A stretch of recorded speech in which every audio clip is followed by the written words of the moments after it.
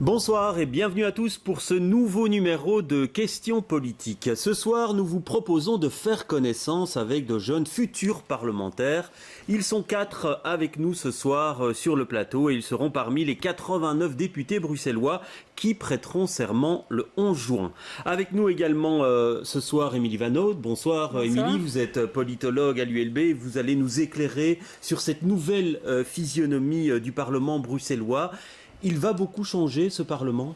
Oui, il se renouvelle sans doute encore davantage que lors de la législature passée, puisque 53 des 89 députés ne siégeront plus. Donc ça fait un gros renouvellement au sein de l'Assemblée. Ouais, alors on va faire connaissance tout de suite avec ces futurs députés. Leila Agik, bonsoir. Bonsoir. Vous avez donc 24 ans, vous étiez 7e sur la liste PS et vous avez fait 2855 voix de préférence. Ouais. Expliquez-nous, vous l'imaginez comment cette prestation de serment et vos premiers pas dans cette enceinte parlementaire ? Mais je pense que le vrai travail commencera en septembre avec la vraie rentrée parlementaire. Donc là, on va surtout attendre le nouveau gouvernement et donc voir ce qui nous sera proposé, quels seront les défis à relever dans les 5 prochaines années. Vous êtes dans l'attente aujourd'hui Voilà, on est dans l'attente de voir ce qui ressortira des négociations. Alors Gladys Casali, bonsoir. Bonsoir. Alors vous étiez 12e de la liste CDH et vous avez fait 2088 voix de préférence. C'était une surprise pour vous, cette élection, parce que c'est vrai qu'être 12e de liste, ce n'est pas une place facile. Effectivement, c'était une belle surprise, mais j'ai battu campagne en sachant pourquoi je me battais. C'était pour défendre le projet et les valeurs humanistes. Et quand on croit en quoi on se bat, donc ça ne peut que payer. Preuve aujourd'hui où j'ai réussi à être... Oui, parce que vous l'avez su très tard, hein, votre siège glissait, pour employer ce jargon-là, donc à un moment vous étiez élu, un autre moment plus, et donc vous avez dû attendre très longtemps pour avoir cette certitude. Effectivement, c'est le canton de Bruxelles-Ville qui a permis de faire la différence et de me permettre d'être élu et d'avoir le 6e siège. Ouais, et on est dans quel état quand on attend et qu'on voit un moment élu, un moment plus élu ? Un moment de palpitation. À ce moment-là, parce que déjà, quand je me suis rendu compte en fait que je devenais éligible, donc là, on a commencé vraiment à voir que ça bougeait dans tous les sens. Et quand le dernier canton est arrivé, donc le premier réflexe fut de crier et pleurer. Voilà, sans réfléchir, c'était vraiment une belle surprise. Et aujourd'hui encore, j'en suis très fière et vraiment reconnaissante envers les citoyens qui m'ont fait confiance pour porter le projet humaniste. Bonsoir Jonathan de Patoul. Bonsoir. Alors vous, c'était une place encore plus compliquée, hein. Vous étiez 24e de la liste défi et vous avez fait 1941 voix de préférence. À nouveau le même suspense que pour Gladys, pour vous Pour moi, pendant la soirée, a priori, j'ai commencé à savoir assez rapidement que potentiellement je pouvais être élu. Et puis ce qui a été compliqué, c'était vers la fin de voir on a perdu, au profit du CDH d'ailleurs, un dernier siège. Et moi je me retrouvais 10e, donc le dernier éligible. Et donc là, c'était un peu de suspense en me demandant est-ce que ça va passer ou pas. Même si les jeux étaient plus ou moins faits, on disait on ne sait jamais que ça va passer. Et entre membres d'une même liste, on se jauge à ce moment-là, on se regarde en disant c'est peut-être toi ou c'est peut-être moi. Comment ça se passe, dites-nous ? D'un côté, on se félicite, on s'encourage, on se dit tiens, tu vas peut-être passer, ça ira peut-être pour toi. Et d'un autre, effectivement, on regarde quand même les voix des uns et des autres, puisque ça influence beaucoup sur le fait qu'on puisse passer ou pas. Donc un petit peu des deux, je dirais. Alors, Aurélie Tchekalski, bonsoir. Bonsoir. Vous étiez 10e sur la liste MR, 1647 voix de préférence. On pourrait dire que 10e, c'est plus simple. Hein. Vous l'avez su tôt, vous, que vous étiez élu ? Non, je l'ai su dans la nuit, vers 1h du matin, 1h30. Ce sont des amis qui m'ont téléphoné en me disant tu es élu. J'avais quasi plus de batterie sur mon GSM. Ah ouais, donc vous ne saviez même pas vérifier, quoi. Je ne touchais plus à la touche refresh de mon téléphone. Et j'étais vraiment heureuse parce que j'ai fait un travail de terrain et je vais m'impliquer à 300% dans cette nouvelle fonction. Ouais. Alors, Émilie Van Aude, est-ce que dans la représentation des jeunes dans ce Parlement, est-ce qu'il va vraiment y avoir une marque très importante ou pas du tout ? Alors c'est vrai qu'il y a un renouvellement partiel de génération. On voit des anciennes figures qui sont parties, hein, Charles Piquet, Laurette Onkelings, Didier Gossuin. On voit une nouvelle génération arriver. Ça peut peser, en particulier sur les thématiques qui sont mises à l'agenda, le type de projet d'ordonnance ou de proposition d'ordonnance ou de motion ou de questions qui sont posées aussi au gouvernement, ça peut peser sur les thématiques amenées. Alors justement, Leïla Hagi, qu'est-ce qu'il y a vous vous dites, tiens, en tant que jeune, j'ai pour mission de représenter la jeunesse et donc il y a vraiment des points que je vais faire monter en débat? Mais je pense qu'on est plus sensible à certaines thématiques, notamment la question environnementale. Je pense que notre génération a forcément un autre regard là-dessus. Moi, personnellement, une réponse sociale à ce défi-là est très importante pour moi. D'autres questions qui sont peut-être plus anecdotiques pour des personnes comme le harcèlement des femmes en rue. Moi, en tant que jeune femme, je sais que c'est quelque chose de très important pour moi et que j'y serai particulièrement attentive les années à venir. Et je pense que d'autres personnes, d'autres générations ne pouvaient pas aussi bien comprendre ce phénomène comme des jeunes élus que nous avons ici autour de la table. Alors, vous l'aurez sans doute remarqué, il n'y a pas d'écolo ce soir sur le plateau. Tous les députés devant assister à une réunion à Namur, ils n'ont pas pu, donc le plus jeune député n'a pas pu être des nôtres. Et puis, la députée PTB que nous avions invitée n'était pas disponible ce soir. Voilà, comme ça, l'information a été donnée. Votre engagement politique, est-ce qu'il vient de votre papa ? Alors bonne question, mais c'est sûr que quand on est dans une famille avec un père en politique, on parle politique à table depuis longtemps. Maintenant, c'est un engagement qui vient de plus loin que ça, je dirais. C'est plus un engagement global, de toujours été impliqué dans les mouvements jeunesse, dans les quotas projets. Puis je suis parti à Madagascar comme volontaire, comme vétérinaire volontaire pendant 2 ans. Ouais, donc à la base, vous n'étiez pas destiné à la politique, hein, vous êtes vétérinaire et donc le virus vous est venu comment ? Je me suis dit en fait que suite au scandale qu'il y a eu il y a quelques années, on avait 2 solutions. Soit on disait qu'ils sont tous pourris et on reste dans son coin en pleurant, soit on se dit on y va, on rentre dans le système et on essaye de le faire changer de l'intérieur. Et c'est cette option-là que j'ai prise en me disant qu'il fallait le faire en fait. Il faut faire rentrer cette jeunesse, rentrer de la nouveauté, de la créativité, et avec une manière de réfléchir un petit peu différente peut-être par rapport aux plus anciens. Ouais, et quelle manière de réfléchir différente ? J'ai l'impression que maintenant on voit la politique d'une manière un peu différente, on l'imagine peut-être moins comme une carrière, plus en se disant on va pouvoir apporter quelque chose pendant une législature, 2, voire peut-être 3. Mais ça c'est presque une carrière, 3 législatures. 3 c'est presque une carrière, effectivement. Mais bon, quand on voit les députés sortants, la plupart ont fait vraiment toute leur carrière depuis longtemps. Donc je pense que de concevoir cette politique de manière un petit peu différente, plus proche du citoyen aussi. On a beaucoup insisté ces dernières années sur tout ce qui était la transparence, la bonne gouvernance. Je pense que c'est aussi quelque chose que notre génération peut porter de manière plus forte et c'est peut-être une attente aussi du citoyen. Ouais. Alors Gladys, est-ce qu'à un certain moment vous avez dû justifier auprès de vos proches, vos amis, cette volonté d'entrer en politique parce que la politique n'a pas toujours bonne presse, c'est le moins qu'on puisse dire? Oui, surtout par rapport à mes parents qui ne sont pas du tout politisés, qui ne comprenaient pas trop. Ils me disaient mais il y a l'associatif, tu es déjà engagé au niveau associatif, tu es déjà engagé dans des mouvements étudiants. Mais j'ai dû leur expliquer, leur faire comprendre qu'il était important également d'être là où les décisions étaient prises, d'autant plus qu'en tant que jeune, il est important d'être acteur au sein de la société dans laquelle on vit. Et vous avez souvent l'impression de devoir répondre à cette formule qu'on entend parfois, les politiques c'est tous pourris, etc., etc. Vous avez dû le faire souvent déjà dans votre bref parcours politique? Effectivement, mais déjà durant la campagne, quand on rencontrait les citoyens, beaucoup étaient déjà désespérés, n'ont plus d'espoir. Et donc on empathie un petit peu, c'est de dire mais vous êtes tous pareils, et de dire non, il y a une nouvelle génération qui est en train d'arriver, avec une autre vision, avec un nouveau dynamisme. Faites-la confiance et donc voilà. Alors Aurélie Tchegalski, c'est vrai que vous êtes encore pour quelque temps présidente des jeunes et maire, donc vous avez finalement une expérience sur savoir ce que peuvent amener ces jeunes dans un parti. Est-ce que c'est facile de faire monter des points de débat que l'on a envie de défendre? Oui, ça fait 4 ans que je suis présidente des jeunes et maires. Là, je termine le mandat, ce qui m'a permis justement de connaître les préoccupations des jeunes bruxellois du nord, sud, ouest, est. Et le parti est réceptif justement aux projets, aux idées proposées par les jeunes et parfois on peut même un petit peu aller plus loin sur certains sujets et être un peu plus intrépide, je dirais. Ouais. Est-ce qu'il y a vraiment ce désamour entre jeunes et politiques aujourd'hui, Émilie Vanneau? Non, quand on regarde les résultats d'enquête, on voit même d'ailleurs que le rapport aux politiques est peut-être moins cynique, le rapport des jeunes aux politiques, moins cynique que les générations plus avancées.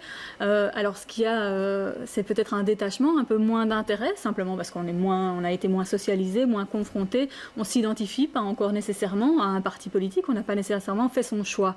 Mais dire qu'il y a vraiment un rejet ou une non-volonté de s'investir, ça n'est pas avéré. Alors beaucoup de jeunes qui se lancent en politique, et c'est le cas de certains d'entre vous, ont une vie associative, à un moment donné, très importante, dans laquelle ils s'engagent. Qu'est-ce qui fait qu'à un moment donné, on se dit, cette vie associative, elle ne me suffit pas et je veux quelque chose d'autre? Parce qu'on est face à des freins, à des obstacles. On se rend compte qu'ils peuvent être débloqués quand on est à des niveaux décisionnels où les décisions sont prises. C'est la raison pour laquelle, par exemple, j'ai décidé de m'engager dans un premier temps à Berchem-Sainte-Agathe, donc au niveau communal, parce que où j'étais très investie déjà au niveau associatif dans ma commune. Et je voulais aller plus loin, donc c'est de là que ça a démarré, effectivement. Ouais, et pour vous, Jonathan, même chose? Mais moi, c'est pareil, donc j'ai commencé au niveau communal et je trouve que la politique, et particulièrement au niveau communal, c'est vraiment un levier d'action important qui permet de faire bouger des choses et de manière très concrète et parfois symbolique, mais très concrète et d'être proche du citoyen. Et donc ça m'a paru à un moment donné important plus que de m'engager dans la commune, dans le quartier, s'engager au niveau politique. Et vous, Leïla, ça fait déjà quelques années que vous êtes lancée finalement. Je crois que vous avez commencé à 18 ans, c'est ça? Oui, donc, même plus tôt. Ouais. Et donc, qu'est-ce qui fait que ça vous a semblé si naturel? Je sais pas, je pense que j'ai toujours eu un peu un avis sur tout et je n'avais pas forcément envie que d'autres plus âgés, d'autres milieux parlent, décident à ma place. Je pense que c'était important que des personnes qui me ressemblent puissent parler à ma place. Et donc, pourquoi pas moi, finalement? Pourquoi pas prendre cette place-là? Et donc, je suis heureuse que mon parti m'ait fait confiance pour justement donner la parole. Comment on fait pour se retrouver 7e? Parce que c'est vous la mieux placée. Je pense que ça a été des années d'engagement, des manifestations sous la drache. Mais vous vous attendiez pas à une place comme celle-là? Non, parce qu'évidemment, on s'attend à ce que des députés sortants qui ont fait du bon travail soient aussi mis à de belles places. Et voilà, je remercie vraiment le parti d'avoir voulu envoyer ce message à la jeunesse, de dire voilà, on fait confiance à des jeunes, à une jeune molenbeekoise. Je pense que c'est un très beau message qui a été envoyé à la jeunesse. Alors c'est une bataille, Aurélie Tchekalski, avoir une bonne place finalement, parce que c'est important pour pouvoir être élu. Comment ça se passe? Comment ça se passe? J'ai envoyé ma candidature X semaines avant les élections à mon président de parti, le président de la régionale, en expliquant pourquoi je voulais m'investir. C'est plus simple parfois de rester assise dans son canapé, de critiquer, de ne rien faire. Moi, je préfère être active et essayer de faire bouger les choses, puisque, comme vous le savez, le MR est dans l'opposition au niveau bruxellois depuis de très nombreuses années. Et voilà, et un jour, on reçoit un coup de fil en disant voilà, tu seras à la 10e place. Et voilà, on relève le défi, on se retrousse les manches et on va sur le terrain convaincre. Alors, Émilie Van Haute, on a sur ce plateau 3 femmes parmi les 4 invités. Est-ce que c'est le signe d'une féminisation plus importante de ce Parlement? Alors le Parlement sortant comportait 40% de députés femmes. Celui qui va rentrer en comporte presque 45%, donc c'est un peu mieux. C'est un peu mieux de manière principale en raison des résultats et du renouvellement justement en termes de sièges et des changements de sièges. Là où on voit que ça peut encore évoluer, c'est qu'on va avoir une formation de gouvernement.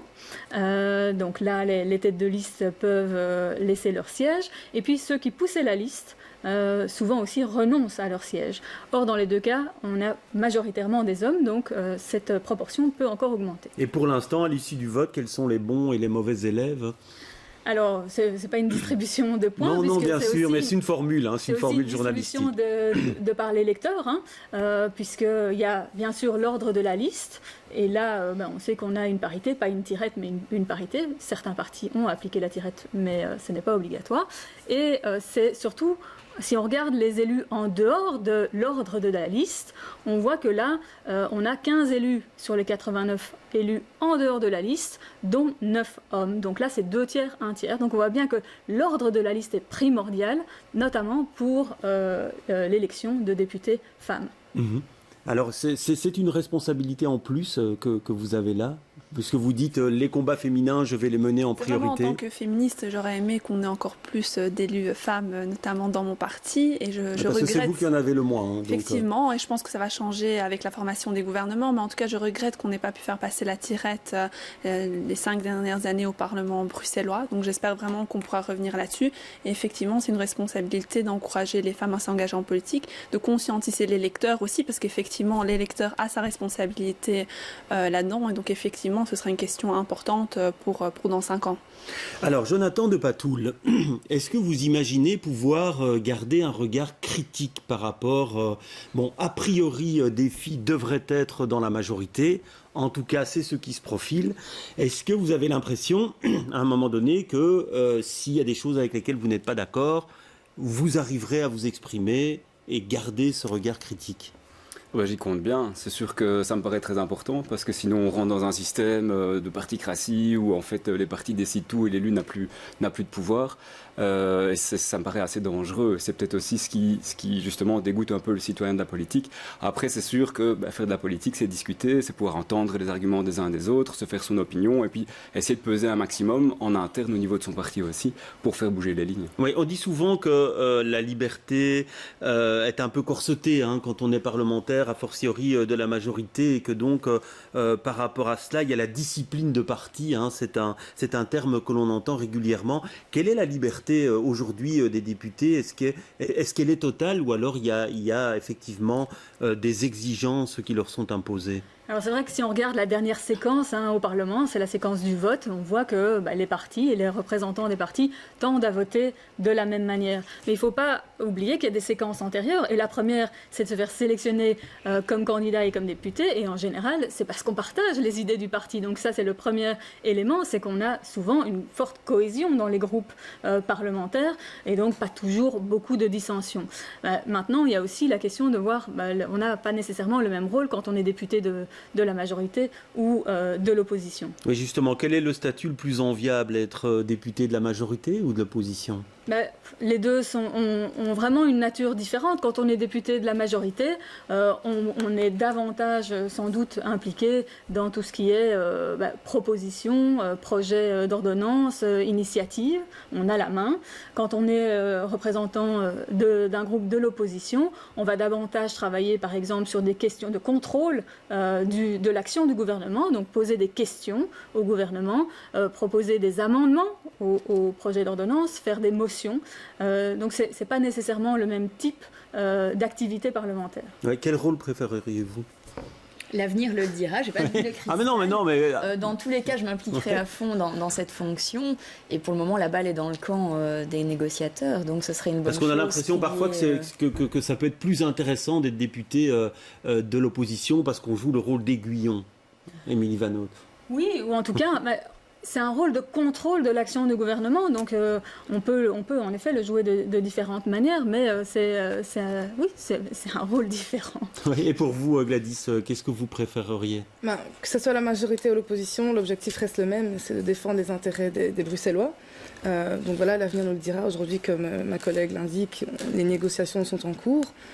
Rien n'est à exclure, donc on attend la fin des négociations. Oui, là c'est une réponse un petit peu langue de bois, si vous me permettez cette expression. On ne sait pas mais vous qu'est-ce que vous préféreriez en fait? Idéalement, on préfère tous, je pense, être dans la majorité, et maintenant, voilà, on attend de voir comment les choses vont avancer. Oui, parce qu'on dit souvent qu'on est dans un système où c'est l'exécutif qui prime et que le travail parlementaire, finalement, il passe au second plan. On se trompe quand on dit ça, Aurélie? Non, quand on regarde la proportion de lois passées, ou ici en l'occurrence d'ordonnances passées au Parlement, c'est vrai que la plupart sont à l'initiative du gouvernement. Donc un député de la majorité va en effet souvent défendre les projets du gouvernement. Oui, alors c'est pas une crainte ça que vous deviez avoir le doigt sur la couture du pantalon à un moment donné et finalement suivre la discipline du parti? Je pense qu'effectivement, il y a des disciplines à avoir, mais qu'avant ça, en amont, on discute, on négocie, on essaie de convaincre, on essaie d'amener des sujets qui nous tiennent à cœur dans nos groupes et donc dans la majorité. Évidemment, c'est des choses qui sont moins médiatisées, moins vues parce qu'internes, et donc ça peut peut-être être un peu compliqué pour l'ego de certains députés, mais c'est un travail tout aussi honorable à effectuer. Ouais, parce qu'on entend aussi parfois l'opposition qui dit tout ce qu'on propose, tous les textes qu'on dépose, ils sont systématiquement rejetés, même si on nous dit en aparté qu'il y avait des bonnes choses dans les textes.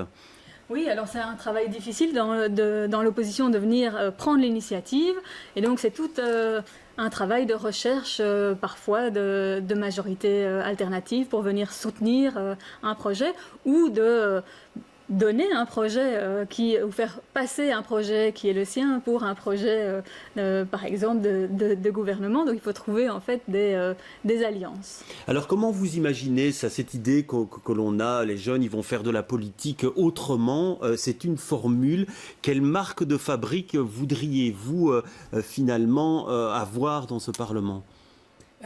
Déjà d'amener de la fraîcheur. Ce Parlement en avait grandement besoin, c'est pour ça que moi je suis ravie de voir qu'il se renouvelle autant. Déjà cette fraîcheur, et puis on vient avec une autre vision, avec une vision qui n'est pas carrée, on a une vision plus globale, on est aussi plus ouvert d'esprit, et je pense que c'est réellement une bonne chose pour le Parlement et pour les Bruxellois en général. Alors vous, Jonathan, vous avez choisi de travailler avant cela dans l'associatif, c'était important, vous avez travaillé pour une ONG, c'était important pour vous avant, parce que finalement vous auriez pu faire de la politique très jeune. Oui, mais justement, moi j'avais envie d'abord de me faire ma propre expérience et de travailler, d'être au contact des gens sur le terrain, au niveau associatif et autres, avant de pouvoir justement réfléchir d'abord à si je voulais vraiment m'engager ou pas, et puis m'engager en pleine conscience, on va dire, et avec cette expérience de terrain que j'ai maintenant. Et l'étiquette fils d'eux, ça vous a pas gêné ? Ça vous a plutôt aidé ou parfois gêné ? Je pense que ça m'a plutôt aidé, mais parfois c'est un peu gênant aussi. Voilà, il faut se faire sa place. Alors il y a l'idée de carrière, vous l'imaginez comment ? Vous, par exemple, Gladys Casady, est-ce que vous imaginez une carrière politique à l'heure qu'il est ou pas ? La question ne se pose pas pour moi à titre personnel. Je ne suis pas là pour faire carrière, je suis surtout là pour défendre des valeurs et un projet auquel je crois et défendre les intérêts des Bruxellois. Moi, c'est comme ça que je vois mon engagement. C'est pas de me dire je dois rester dans la politique pendant 30, 50 ans, peu importe. C'est vraiment l'objectif est de défendre les intérêts des Bruxellois. Oui, mais vous imaginez pouvoir faire ça quelques années seulement et puis passer à autre chose, ou vous ne savez pas du tout à l'heure qu'il est ? Honnêtement, non. Tant que j'en aurai l'énergie et la motivation pour le faire, je continuerai à le faire. Ouais. Et quand je verrai que je m'essoufflerai, je laisserai la place au suivant sans problème. Et pour vous, Aurélie, l'idée de carrière en politique je suis plutôt contre.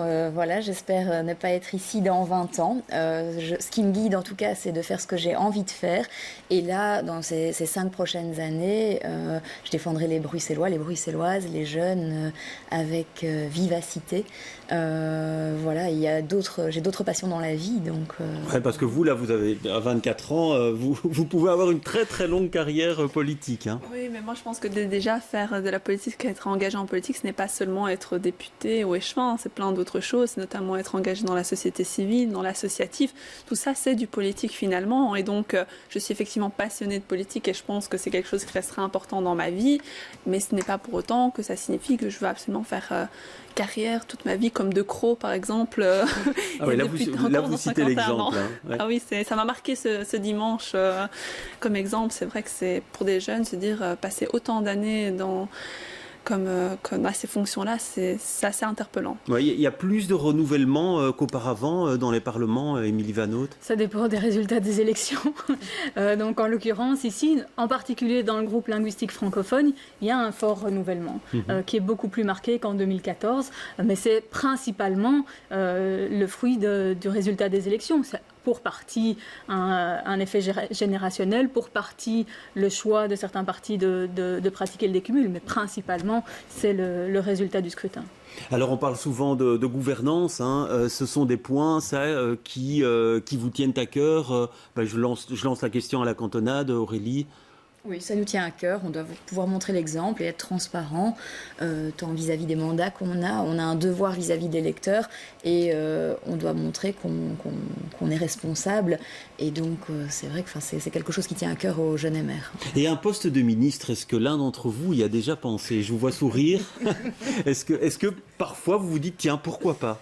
Pourquoi est-ce que mon téléphone ne sonnerait pas et qu'on m'appellerait pour un poste? Ouais, répondez, allez-y, lancez-vous. Déjà député à 24 ans, je pense que c'est assez exceptionnel, donc je vais déjà essayer de bien faire ce travail-là, mais je pense que ce serait très bien qu'on ait de jeunes ministres. Ouais. Et pour vous, Gladys, vous y avez déjà pensé maintenant dans vos rêves les plus fous? Mais honnêtement, il y a quelques mois, je ne pensais pas que je serais députée, que je serais élue, donc on va dire pourquoi pas, mais effectivement, je pense que ce serait une très bonne chose d'avoir des jeunes ministres un petit peu pour changer. Jonathan? Mais pourquoi pas, mais je pense qu'être ministre, c'est quand même beaucoup de responsabilités et avoir un peu d'expérience, ça me paraît quand même important que pour faire ça bien. Donc moi, je laisserais plutôt la place dans un premier temps à d'autres qui ont plus d'expérience que moi. Ouais, vous serez prudente aussi? Oui, je serai prudente. Qui va piano va sano. J'ai été élue conseillère communale en octobre dernier, maintenant députée. Voilà, gravissons les échelons petit à petit. Ouais, et vous gardez quoi comme souvenir le plus fort de cette campagne qui vient d'avoir lieu? Moi, je pense que c'est vraiment le soutien de ma famille et de mes amis. Parce que sans ces personnes, finalement, on ne serait rien. Donc, c'est vraiment des personnes qui nous portent, qui nous aident. Parce qu'une campagne, c'est difficile physiquement, moralement aussi parfois. Et donc, finalement, nous, on est là aujourd'hui sur ce plateau, mais on ne serait rien sans toutes ces personnes qui nous soutiennent derrière. Et je pense que c'est important aussi de penser à eux. Oui, c'est vrai que vous me l'avez tous dit en préparant cette émission, c'est la fatigue que ça représente de se lancer dans une campagne. Oui, c'est fatigant, c'est être présent sur le terrain du matin au soir. On faisait des sorties de métro, on était présent à des arrêts de tram avec d'autres jeunes candidats. On était franchement crevés. On rentrait chez soi tard, il fallait encore répondre à des mails qu'on recevait de citoyens, mais on l'a fait de bon cœur et aussi dans la joie et la bonne humeur. Oui, surtout que la plupart d'entre vous, vous sortiez déjà d'une campagne communale. Non, vous avez tous fait des campagnes communales. C'était votre deuxième campagne et là, la fatigue n'était pas encore... On n'a pas vraiment eu le temps de se reposer. Mais du coup, on était quand même déjà dans la lancée, donc c'est pas plus mal, je pense. Mais effectivement, on a enchaîné les campagnes. Et là, je pense qu'actuellement, on doit tous être... Et dans la campagne, vous avez ciblé les jeunes particulièrement ou vous alliez vers toutes les couches de la population? J'étais vers toutes les couches de la population, mais je crois qu'on ciblait quand même particulièrement les jeunes. Et puis via nos amis, nos connaissances, notre réseau qui est aussi jeune, comme ça, j'ai ciblé plutôt cet aspect-là. Mais j'ai été dans toutes les couches de la population aussi. Et le plus dur, c'est quoi? C'est les marchés, le porte-à-porte Moi, je dirais que c'est le porte-à-porte. Donc, je l'ai expérimenté déjà au niveau communal, donc on va dire que je m'y suis familiarisée, mais effectivement, c'est ce qui a été plus compliqué pour moi ici durant cette campagne. Ouais, vous partagez cette expérience-là? Oui, porte-à-porte. Moi, j'avoue que pour les régionales, vu l'espace à couvrir, j'ai évité le porte-à-porte, mais je pense que vraiment, ce qui est difficile, c'est l'accumulation de tout ce qu'on fait. On sort très tôt le matin, on rentre très tard le soir, et c'est surtout ça, au-delà d'un fait spécifique qui serait plus compliqué en campagne. Allez, dernière question. Vous serez dans quel état mardi au moment de prêter serment? Stressée, fière, contente. Voilà, une multitude de sentiments qui vont se regrouper, mais je me réjouis d'être mardi et de siéger à vos côtés. Une grande fierté. J'aurais hâte de commencer à me mettre au travail. Ouais, faudra quand même attendre un petit peu. Déjà. Et votre papa sera là pour votre prestation de serment? Je crois pas. Non. Il part à l'étranger, donc je pense qu'il sera pas là, mais je pense que, moi, je serai très fier et je pense que lui aussi. Et après, je serai très relax aussi parce que. Et la formule, vous l'avez déjà apprise par cœur? Non, pas encore. Non. Parce que parfois, avec l'émotion, il y a toujours un moment où quelqu'un n'arrive pas à la dire entièrement. Ouais.